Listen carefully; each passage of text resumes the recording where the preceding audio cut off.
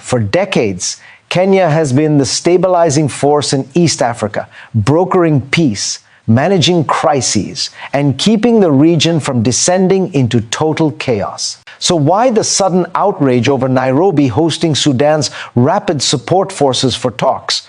Because increasingly, we live in a world where diplomacy is only acceptable when it's done by certain players. Let's start with the actual goal of Kenya's engagement, pushing for a Ramadan ceasefire.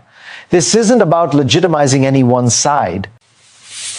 It's about stopping a war that has already displaced millions and triggered a catastrophic humanitarian crisis.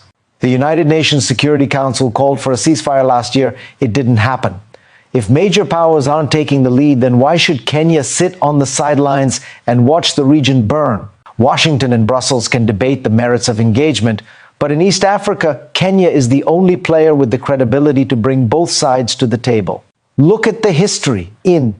Kenya hosted the negotiations that led to South Sudan's independence. Later in the 2010s, Kenya played a key role in counterterrorism and governance discussions for Somalia. And more recently, Nairobi has been at the center of brokering talks amid the M23 crisis and the DRC peace effort. And yet, when Kenya takes on Sudan, suddenly it's a reckless move? That's not analysis, that's selective outrage.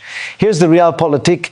Kenya isn't just doing this out of goodwill. It's acting in its own strategic interests. Sudan's war is destabilizing trade routes, fueling arms smuggling and driving refugees into neighboring states. If Kenya doesn't take the lead, who will? Egypt?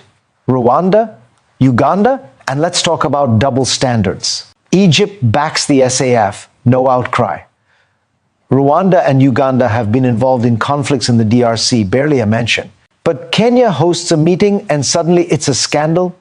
There's another layer here. Just days ago, Kenya lost its bid for the African Union Commission chair. With Djibouti taking the role, Kenya is making it clear that it remains a dominant power in regional affairs, regardless of who holds the EU title. Engagement is messy. It means talking to difficult actors. But history shows us that peace doesn't come from moral posturing. It comes from strategic negotiation. The real question isn't why Kenya is doing this. It's why no one else is.